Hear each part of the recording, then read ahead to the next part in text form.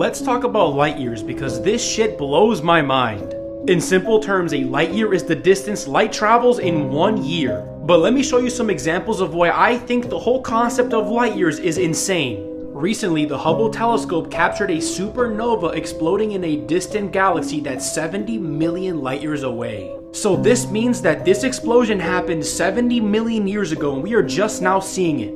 Let me give you another example. If you were on a planet that was 65 million light years away from Earth and somehow had a big enough telescope pointed directly at Earth, through that telescope you would theoretically see dinosaurs roaming the Earth because dinosaurs were around 65 million years ago. If your mind isn't blown enough already, listen to this. Light takes 8 minutes and 20 seconds to travel from the sun to the Earth.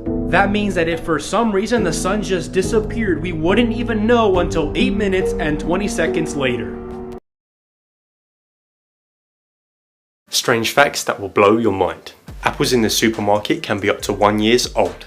An octopus has 3 hearts. A cloud can weigh over 1 million pounds. Sneezes travel at about 100 miles. This 18-year-old planned the murder of a woman he just met on Tinder. On May 12, 2022, 18-year-old Kane Fairbank met with a woman at Mueller Park in Bountiful, Utah, after meeting a few days earlier on Tinder. Kane and the woman were there for several hours, but just before 6:30 p.m., he lured her into his car and he stabbed her multiple times to her face, neck, and hands. The victim fought back and was able to break away and flag down a nearby witness. But Kane wasn't done there. He drove off to a gas station, parked his car, and abandoned his vehicle, and then he saw a 64-year-old woman walking on the street and began to stab her as well. She fought back and Kane fled again, but he was later caught by a Good Samaritan and was held down until police arrived. He told police that he invited the first victim to the park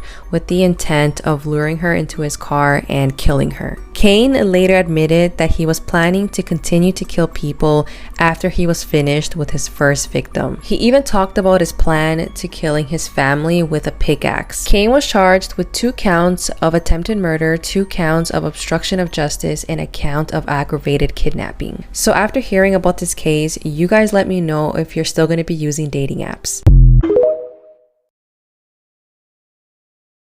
Men who have bigger noses have been also found to have longer penises, a recent study suggests. The study looked at the corpses of 126 men within 3 days of death and measured a range of body parts. The length of the men's noses correlated to the size of the penis. And although there was a correlation between nose and penis size, they did not find a reason as to why this might be. So the question is, how big is your nose?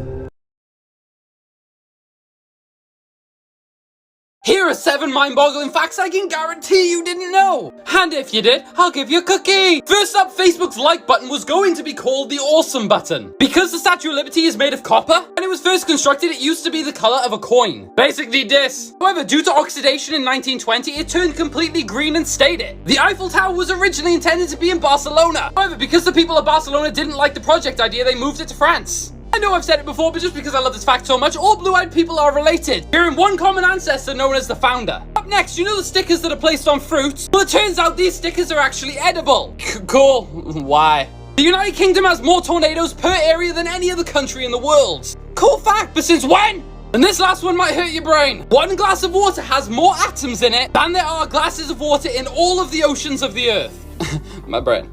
Elon!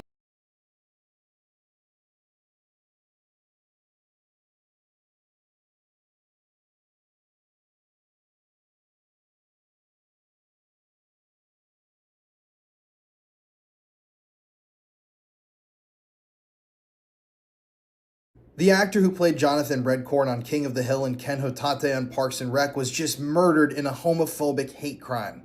This is Jonathan Joss. He was a well-known actor in Hollywood, and I definitely remember him from all of the incredible roles that he had over the years.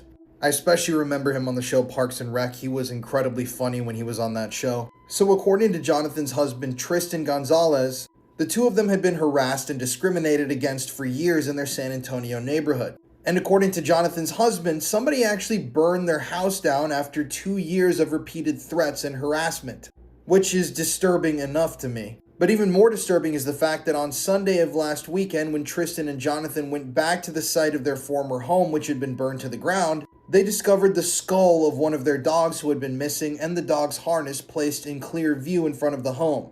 And according to Tristan, the two of them then began to cry out in pain and distress. That's when they were allegedly approached by this man, named Sigfrido Alvarez Sija, who, according to Tristan, then began shouting homophobic slurs at the couple before suddenly raising a gun and opening fire. Unfortunately, Jonathan would suffer multiple gunshot wounds and die at the scene, and sadly, it was reported that he recently attended a King of the Hill panel in Austin, Texas, but as a member of the audience, and he had publicly expressed how he felt disappointed that he was left out of the public panel. They hadn't invited him to join them on stage. This was just last Friday, too. This is a horrible situation. The San Antonio Police Department is denying that this was some sort of a hate crime, but as soon as we know more about this case, I will be sure to provide you guys with updates. Here's some maps that are going to change the way you see the world. All 38 states in blue on this map have a smaller population than all of Long Island, which you can see there really small is the red. This map proves that Greenland extends farther north, east, south, and west than Iceland. This map reveals the air traffic that was over Paris during the 2024 Olympics, which was non-existent. This map shows how distorted the Mercator projection really is by giving us a 5,000 kilometer radius around Paris. Obviously, it doesn't look circle. The line through Africa is longer than the line through Russia. This map shows the access that all of Africa has to electricity, with some places in the darkest green being 99%, basically everybody, and then some places in the lightest green being as low as 1%. Apparently, you can drive almost 150 hours through all of Russia and still be in Russia. This pinpoint in China is the furthest possible point on land away from any ocean. Jeffrey Dahmer targeted this 14-year-old boy. The police found him naked, bleeding from his rectum and everything, and Jeffrey Dahmer convinced the police to return him. He told the police that was his boyfriend. They had an argument. Police returned him to Dahmer, and then he got mutilated that night and killed. His name was Konrak Simthasaphone. And like I said, he was found naked, drugged, and bleeding from his rectum on a street corner, and police returned him to Jeffrey Dahmer. Like, dude, if you're seeing blood on somebody, maybe investigate, ask some more questions. His death was also absolutely horrific. He had a hole drilled into his head, and then Jeffrey Dahmer poured acid inside of it to try to recreate a real-life zombie out of him. He was trying to melt the kid's brains out. I think if the kid acted out and got arrested by police, he would have had a better chance to live. This is just so crazy that you would see the kid in this condition and decide to return him to, like, the person that's claiming to be his boyfriend. Hell, even if it was his boyfriend, right? Just look at the situation he's in, dude. Just investigate more. There's obviously some sort of abuse going on here. But it is sickening how much Jeffrey Dahmer actually got away with. This is just one of his many sick and twisted ways that he killed people. Let me know your thoughts in the comments.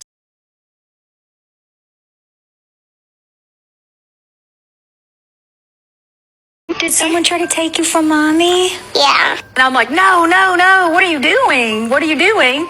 And I got it back, and then he just stared at me and then goes, oh, I just wanted to get him out of your lap so you could get up and help me.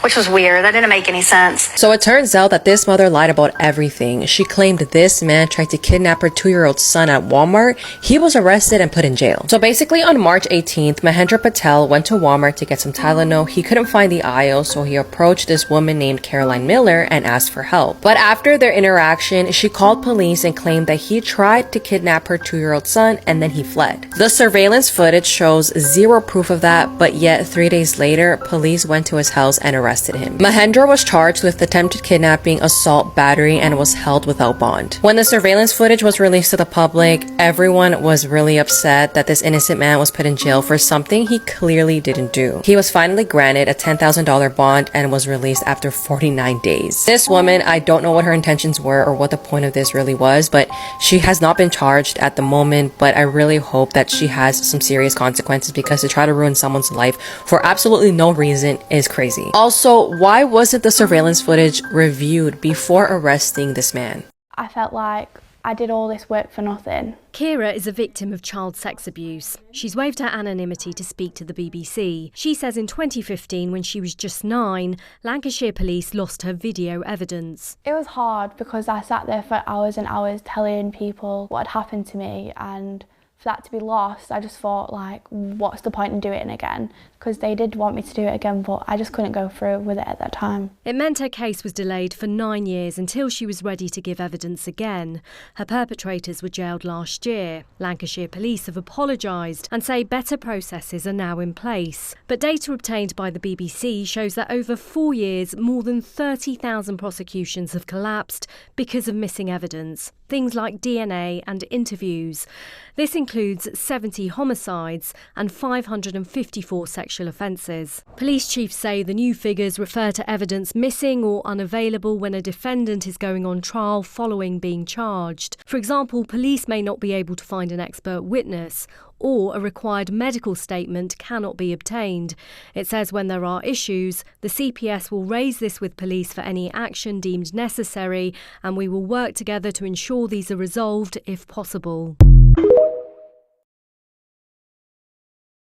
This camp for pedophiles in Vermont is incredibly disturbing. So this is the MAP camp, or Minor Attracted Persons Camp, which is the name that pedophiles are trying to use to escape the stigma. So last year, somebody in Vermont discovered this event page online, and what they found was absolutely disturbing. Apparently, this camp for pedophiles was held September 19th through September 22nd of 2024, and they wouldn't reveal where they were camping. But this was a huge group of pedophiles camping alone in the woods, and some people said that this was happening in near proximity to a school. So on their website, they listed potential risks. They're talking about normal camping risks here, but then they said exposure to pedophiles and other weirdos. And also common risks with hiking and other outdoor activities. This is from their actual website.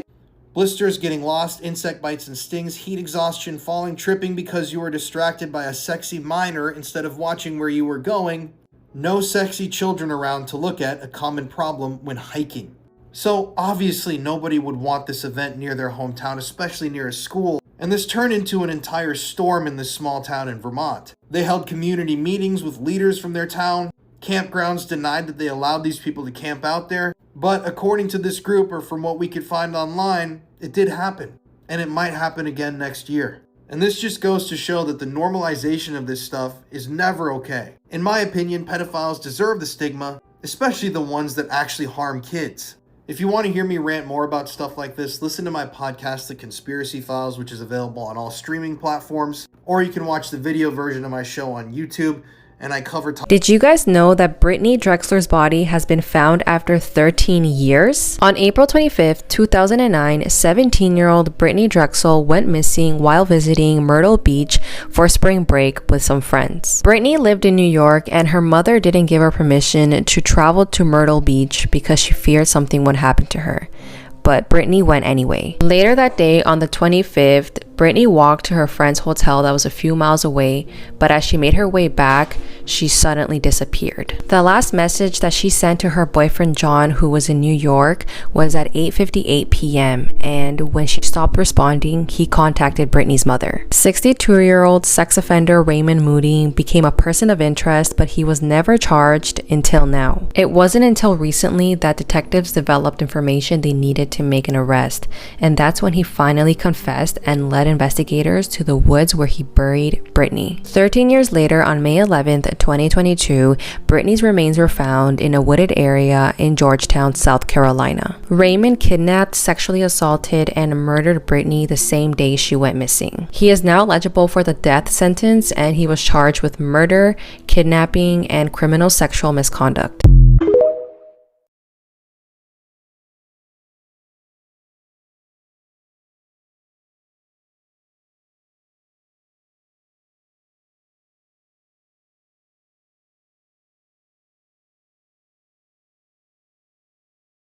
This journalist was essayed by over 200 men right after the camera battery died. Been waiting for. They came here day after day. This is about freedom.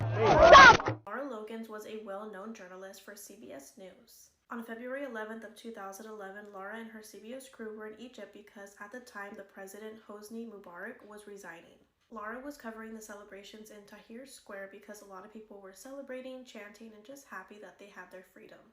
As Laura and her crew were filming it all, suddenly the camera battery died, and that's when things started to change.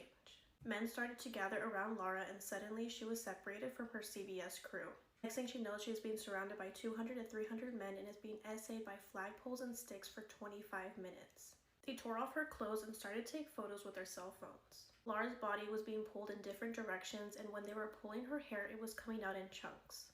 She was dragged towards a fence where a group of women were camping. They saw her and were able to pull her out and save her. A group of soldiers saw what was going on, so they started hitting the men with their batons, and luckily Laura survived. Once Laura arrived back to the United States, she was kept in the hospital for 4 days. Since they didn't know the identity of these men because there were so many of them, they weren't able to prosecute any of them. Despite how traumatic this was for Laura, she decided to come forward with her story so that maybe it could help other victims in the same situation. Although the memory will never disappear, she states she is proud for breaking the silence of what some female journalists experienced but never told. She fell in love with her daughter and married her. This is Stephanie from Oklahoma, and I wasn't even looking for this story. I was researching something else, and I came across this, and I was like, clicking that link. So Stephanie lost custody of her kids when they were younger, and their paternal grandmother took over. Later, she got back into her kids' life, and then she says her and her daughter just hit it off. And this was after she married her son in 2008 and then got it annulled in 2010. She said that wasn't a actual, with an S, relationship. She just married him to get him out of the military. Don't understand how this works, but that's what she said. Now this son right here says he tried that mess with her, but he wasn't going for it. He denied her advances. DHS got involved. She was 44 here and she was 26, so I don't understand how this worked with the DHS. I don't know if there was a child in the home or what, but DHS got involved and they were charged with incest. They are now divorced. Well, the marriage has been annulled. Oh, and the mother says she feel like she didn't do nothing wrong because her name wasn't on her. On the evening of September 17th, 2021, a 42-year-old preacher named Jason Thornburg was cleaning up his motel room in Texas. Jason was going to be hosting a small Bible study group in his motel room. Normally, Jason would host these Bible study groups at his house, but unfortunately, Jason's house burned down and he lost everything. And right as he was about to start placing these Bibles on each chair, he heard a knock at the door. And standing outside the door was David Luaris. However, David told Jason that the reason he was here was actually not for the Bible study group. He was here because he was in the middle of a crisis. He confessed to Jason that he had begun using drugs, and now his concern was those dangerous people were coming to get him. Jason decided, okay, you know what? Maybe I'll just begin the Bible study with David. And when he began to notice it was getting dark outside, he sort of began wrapping it up. David looked at Jason and begged him to please let him stay overnight. Jason said, okay, you can stay. They said goodnight. They each climbed into their beds and fell asleep. For the next 5 days, Jason's motel room remained mostly closed, and the only thing anybody heard coming from his room was gospel music, and it was being played at a very high volume. And so over the course of these 5 days, the music kept on blasting. The only other thing of note that happened in this period of time was that these 2 other people entered Jason's motel room and didn't leave either. And then on the 5th day, the morning of September 22nd, a single person walked out of Jason's motel room, and they were wearing a full-body hazmat suit and carrying some sort of luggage. 45 minutes later, about 25 miles away from that motel, the Fort Worth Fire Department got a call about this raging dumpster fire. What they saw caused them all to back up and call the police. It would turn out, shortly after he and Jason wrapped up that Bible study that night, David did fall asleep pretty quickly, but Jason didn't. Jason waited until David was asleep, and then Jason got a knife and then slit David's throat.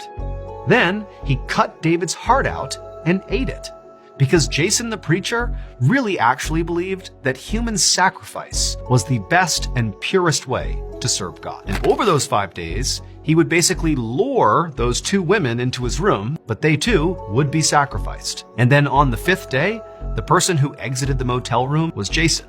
And that luggage he was carrying with him contained the body parts of the 3 people he had just killed. He brought those body parts to that dumpster and lit them on fire. Jason was arrested. He confessed that David and the 2 women were not actually his first victims. He said that just a few years earlier, he had sacrificed his girlfriend, and that house fire that destroyed all of his belongings and prompted him to go live in this motel was set by Jason himself. because he had sacrificed his roommate and needed to get rid of the evidence. Jason was found guilty of capital murder and sentenced to death. He is currently on death row in Texas.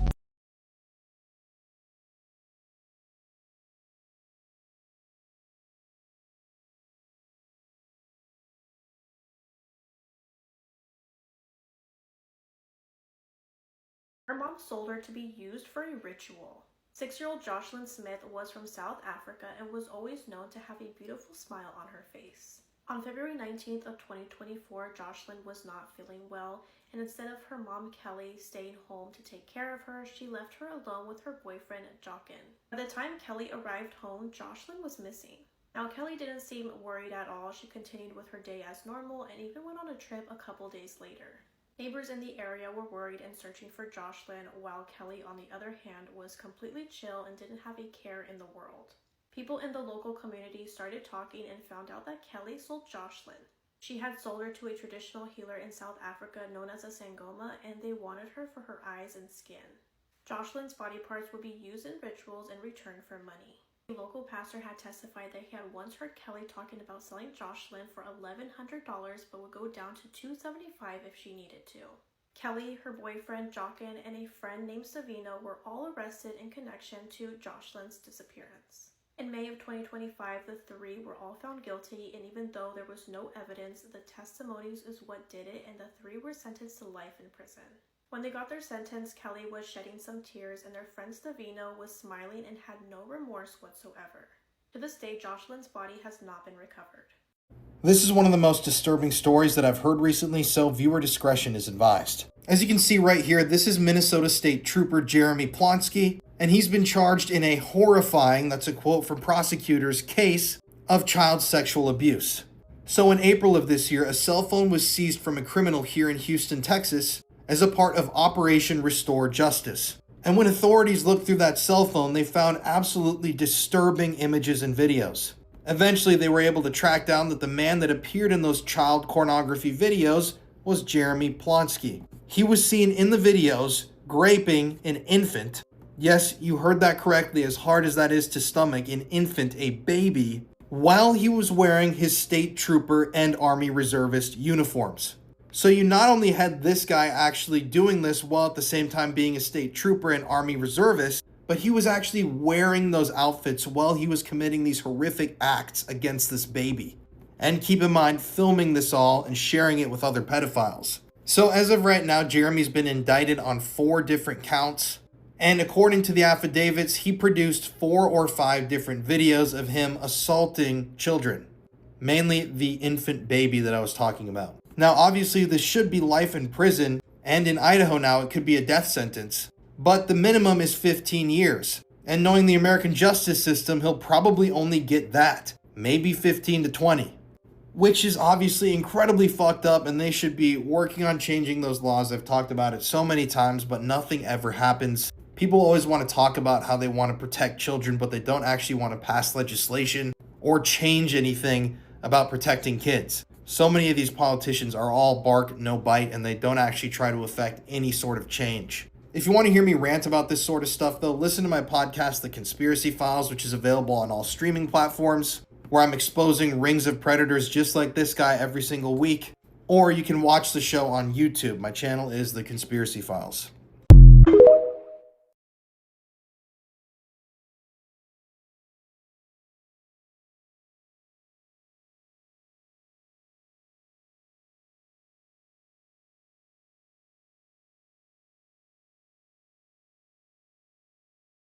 I always knew not to believe everything that I see on social media, but this story about this guy who manipulated thousands of women by pretending to be something he wasn't is absolutely insane. I don't know if you guys have heard about this TikToker who created content preaching about healthy relationships and teaching men how to be better partners, and he portrayed himself as being this caring and respectful man. Well, he recently murdered his ex-girlfriend. The crazy part about this story is that I actually know of a woman who was supposed to fly out from Toronto to Miami to meet this man sometime before he took his ex-girlfriend's life. Thank God she didn't go. This guy's name is Joy Chandranath. He's 29 years old, and this happened in Miami, and he stabbed his ex-girlfriend. She was 24 years old, and her name was Maria Camila Garcia Molina, in her car, and apparently her 3-year-old daughter was in the car and saw everything. Her daughter was found wandering alone on the street, and she was covered in her mother's blood, and they later found Maria's body in her car with stab wounds all over. Police arrested this man after Maria's daughter told them that her mother was with Joy and then she fell asleep. Investigators said that Maria had a restraining order against this man when he began stalking her